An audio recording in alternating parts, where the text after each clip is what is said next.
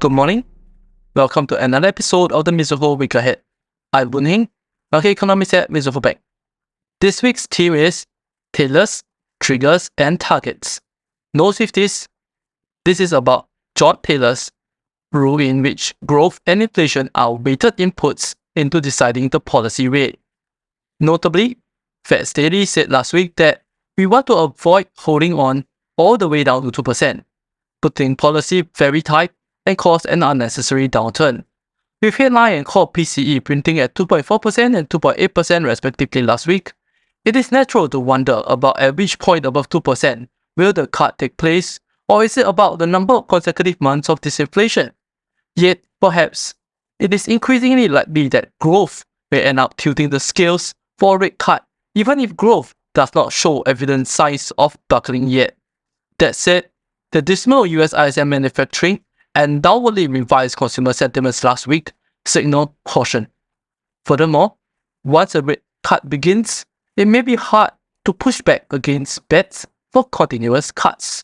A methodical approach favored by Boston Fed's Susan Collins raises the question of, do we continue to cut if inflation remains sticky but just hovering above 2%, assuming that the FOMC avoids holding all the way down?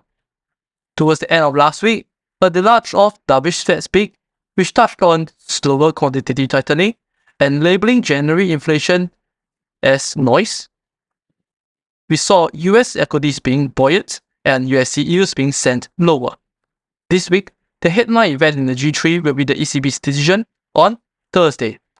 Given that a rate hold by the ECB is widely expected, the macroeconomic forecast portraying the trajectory of inflation back towards target after last Friday's upside surprise CPI print and Lagarde's press conference will be the main focus.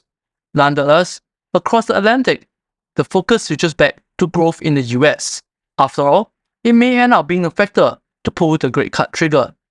ISM Services on Tuesday will review services health after the dismal ISM manufacturing performance last Friday. Labour market resilience will be put into question this week, with job openings on Tuesday, Nonfarm payrolls on Friday. Growth fears might be back to lure USD bears, but equities bull may be harder to tackle, necessitating a decline in job openings, aligning with outright payroll contraction. In EM Asia, the Bank Negara Malaysia is set to hold policy rates at 3% on Thursday as headline inflation remains benign. Despite the weak Q4 growth in Malaysia, the BNM will have to keep policy stance as what is still characterized as accommodative. This hold is in view of pipeline inflation risks from higher services tax and their pilot schemes to raise wages.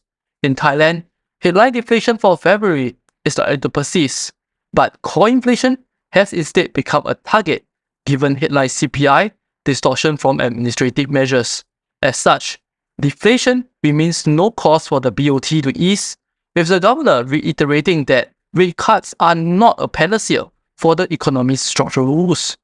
That said, it may trigger another episode of the Prime Minister and BOT dissonance upsetting the Thai baht.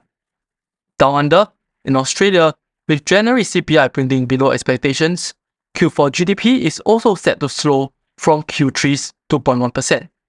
Downside risk on growth is likely to dent tendencies from the RBA and diminish hopes of sustained Aussie dollar recoveries. All in, recessionary fears may be the trigger this week to check risk sentiments as extended OPEC Plus cuts keep us pondering about meeting inflation targets. For more information this week, please refer to our Week Ahead publication or contact your respective sales desk and RMs. And for regular notification on our market views, please subscribe to our channel and hit the notification button. Thank you.